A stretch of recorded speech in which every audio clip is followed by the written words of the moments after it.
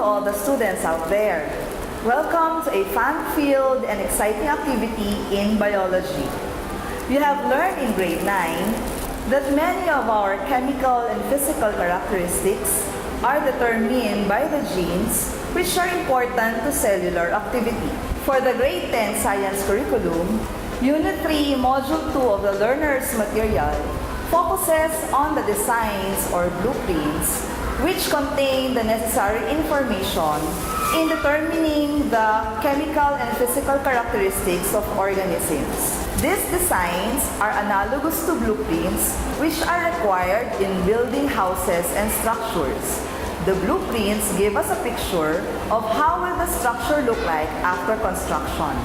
For organisms, the blueprint is called the DNA.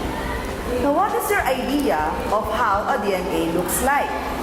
Scientists revealed to us that a DNA looks like this when viewed microscopically.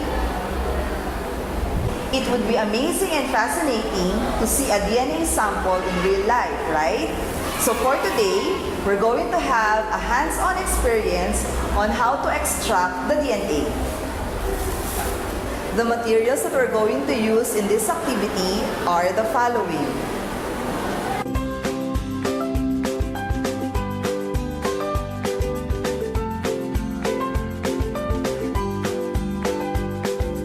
So to start off, we're going to place 1 whole banana or 1/4 cup of fruit inside the sandwich bag. Then, we're going to mash very well the fruit for about 2 to 3 minutes. Can we use other fruits aside from banana? Yes, there are other alternatives such as mango, strawberry, or kiwi fruit. When Gregor Mendel discovered the fundamental laws of genetics, he worked on peas plant. So why is it that peas are not used in DNA extraction? Because peas have hard cell walls. So bananas, mangoes, strawberries, or kiwi fruits are the common fruits used in DNA extraction. After mashing the fruit, we're going to prepare the detergent solution. We will get 3 teaspoons of the liquid detergent,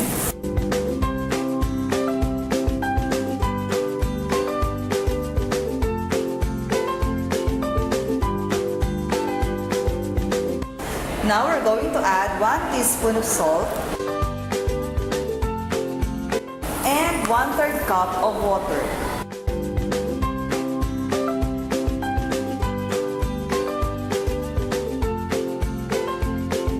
Mix the solution very well and avoid bubbles. Why? Because the bubbles can disrupt the precipitation of the DNA. Why do we use detergent in DNA extraction? At home, we use liquid detergent to cut off the grease in our cooking utensils. Grease is a form of lipid. Similarly, for the cell, the plasma membrane and the cell wall are both forms of lipids. Now, why do we have to add salt?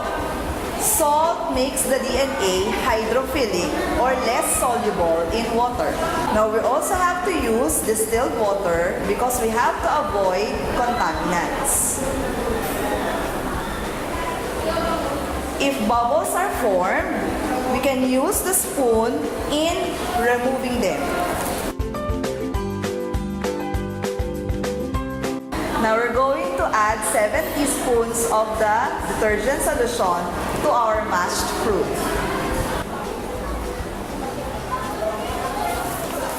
Mix well the mixture and again avoid the formation of bubbles.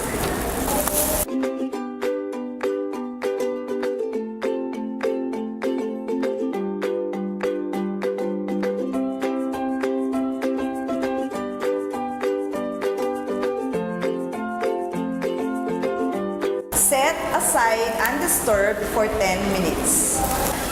Okay, next we're going to strain the mixture into a cup.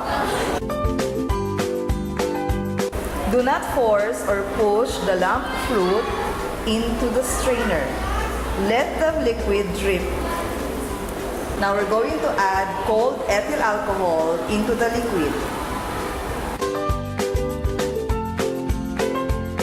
Observe immediately the precipitation of a stringy white stuff on the surface of the mixture.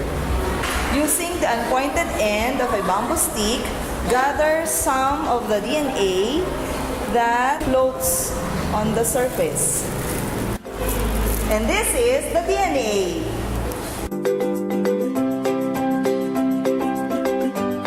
That is our activity for today. I hope you enjoyed and learned something from it. See you next time. And this is